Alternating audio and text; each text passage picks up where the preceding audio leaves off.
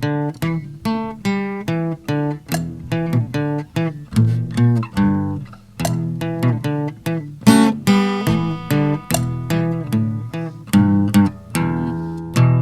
and welcome to My Favorite Person, the number one rated podcast about the manufactured housing industry in South Carolina. In fact, the only podcast about the manufactured housing industry in South Carolina. Our host is Mark Dillard, and his guest today is Rick Sanders. Rick plays two major roles in the manufactured housing industry. He's the chair of MHISC and an executive with Ep11, a top HVAC distributor for our industry. Rick worked with four leading suppliers, Keck Hall, McHall's, and Ep11. He went into the manufactured housing business right out of college. In fact, he started work a little earlier than he wanted to, and it interfered with a trip to the beach with his buddies. Here's the story. During high school, I had worked for Burger Chef there in Goose Creek and was a night manager for like 4 years. And then when they sold out, of course, I was out of a job.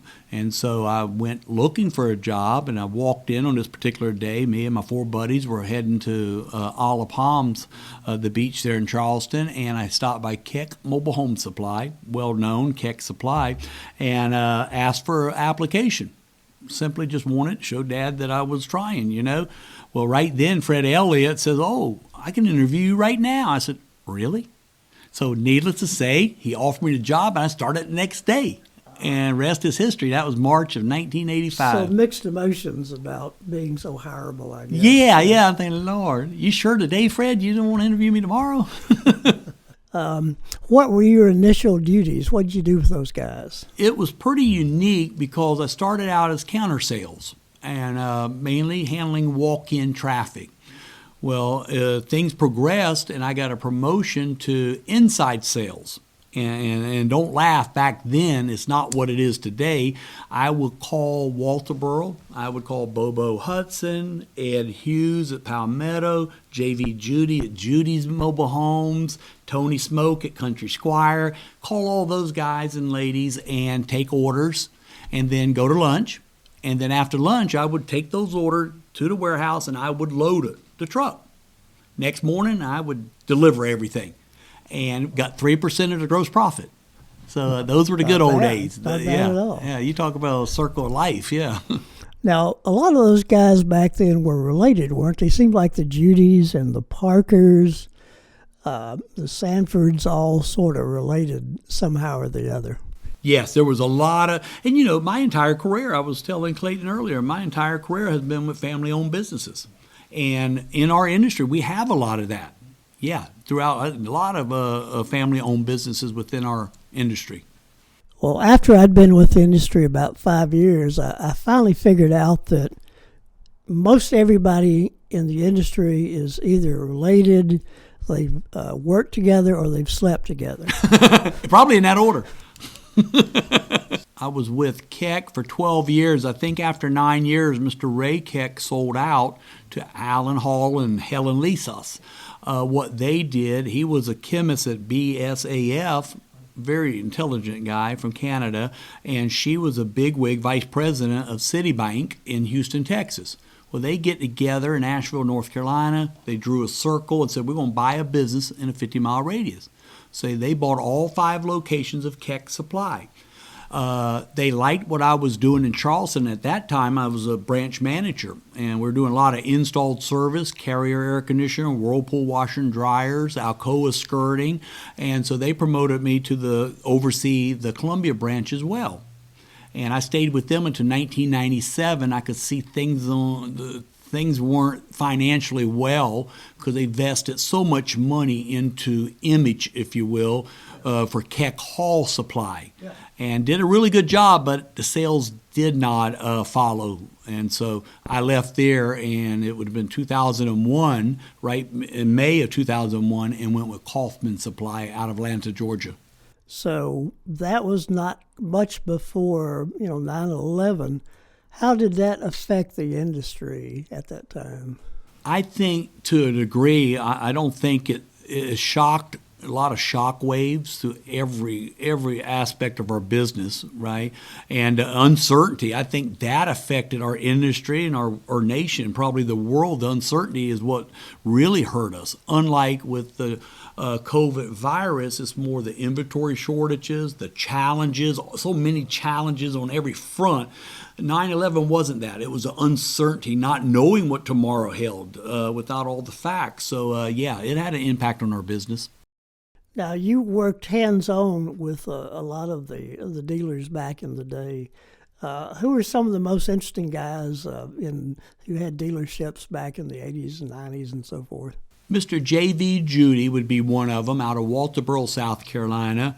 Mr. Lester Newton, Columbia, South Carolina. And what I learned from Mr. Lester, it was funny.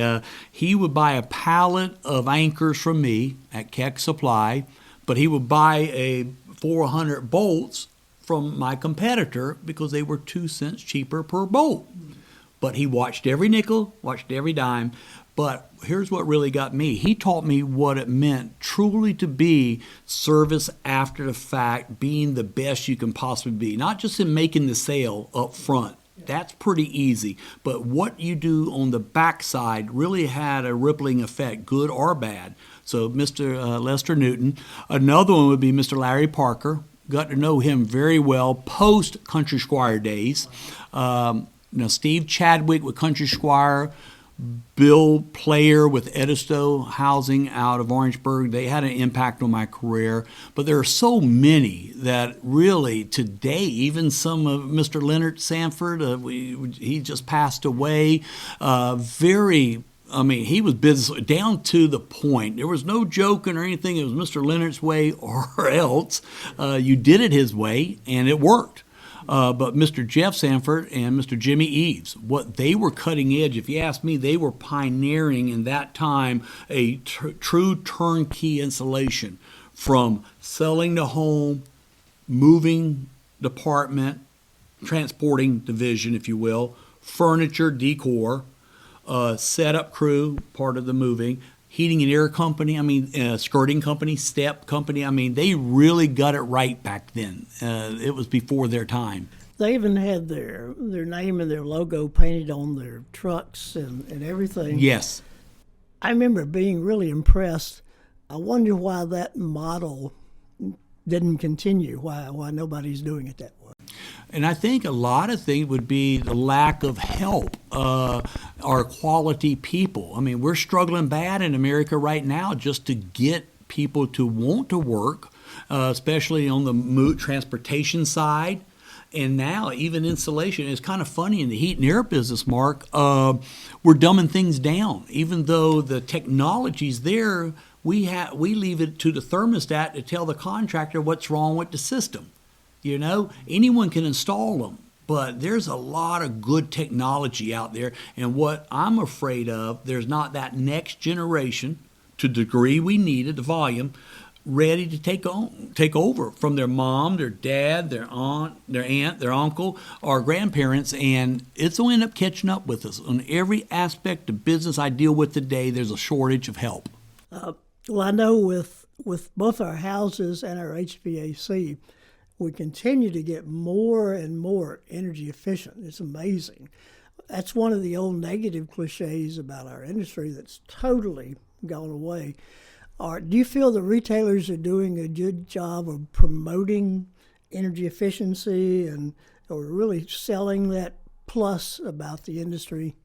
I really believe we're heading in the right direction, but I don't think we're doing.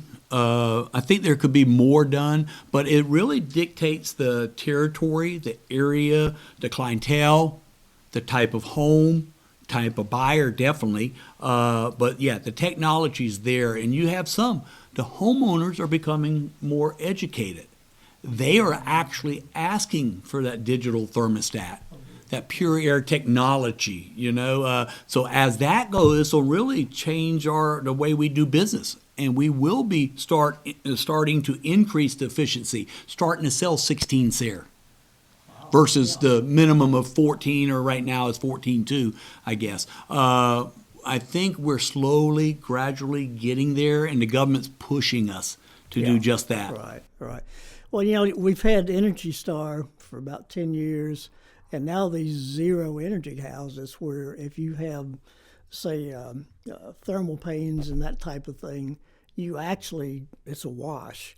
How has that affected the HVAC industry? What kind of products are y'all needing to bring in to meet those requirements, or is that can you pretty well use what you sell to other dealers? Yes, we're basically we offer two types of systems, and I guess in South Carolina, North Carolina, Georgia, we're a split system heat pump, area. I mean, a business. Okay, we do some package units.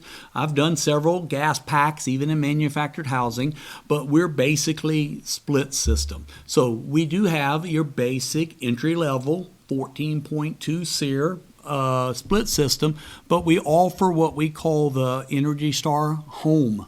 We get it up to 15 SEER, and there takes a different A coil to get you there. So yeah, we do offer that as well, and it's pretty neat. I think it's the National Manufactured Housing Institute. They put out a publication, and Bobby Hathaway shared it with me at Blevins, and basically it helps taking the guesswork out of sizing. We've all heard 600 square foot per ton, right? And you'll be okay. Well, there's so many things you got to take into consideration. So that really today that's not legit. But this actual publication, if you will, a sizing chart, is very simple. You find your zone. Give you an example. If you're in Orangeburg, you're zone 55. Say you got a 1,800 square foot home. Your left side of this chart, you go down to zone 55. Top of this chart, you go over there to 800 square feet to 1940, whatever it is. You come down, you're going to see two tonnages. You're going to see, hypothetically, a 2.5 ton for Energy Star, 3 ton for HUD. And so it takes the guesswork out. Well, now you were with McCall's for 18 years? Yeah, 18 years, wow. Yeah. Okay. And then when did you go with Epting? I think of it as fairly recent. Yeah. I was, and as I shared at lunch, I've only worked for family-owned businesses, I alluded to earlier, but been blessed every stage in my life that I've made a decision to change companies, if you will. Always family-owned, but I always prayed the prayer of Jabez. Okay? And God's always answered. He's enlarged my territory every single time. What a blessing. And the big blessing with Epting, after 18 years with McCall's, several of the owners, I've actually done their funerals, buried several of the McCall's family members and all. It wasn't the same. I just felt it was time. And I started praying the prayer of Jabez. He opened this up. I got Jay Epting and I started the conversation. It wasn't overnight. It was a year back and forth. So this wasn't an easy decision. But right before COVID hit, I started with Epting. And Mr. Jim Epting said, Rick, there's no need to uproot your family from Johnsonville, South Carolina, to move to our corporate office. Do you have a room in your home to make an office? So I did. Our back bedroom was empty. I put a Mitsubishi mini split. I got my office. They paid for everything. And I started working with Epting distributors in my house, in my office. COVID hits. What a blessing right there. So for 2 years, basically, and I had different tasks I had to do at the time, but it was really what a blessing during that period to be employed, A, with Epting, B, at home. Well, Rick, thank you for talking with us. Thank you for all you've done for the industry and the association. You've just really been a huge player. And a lot of people know that and recognize it and appreciate it. So we look forward to seeing you at the meeting in December. Sounds good. Thank you, Mark.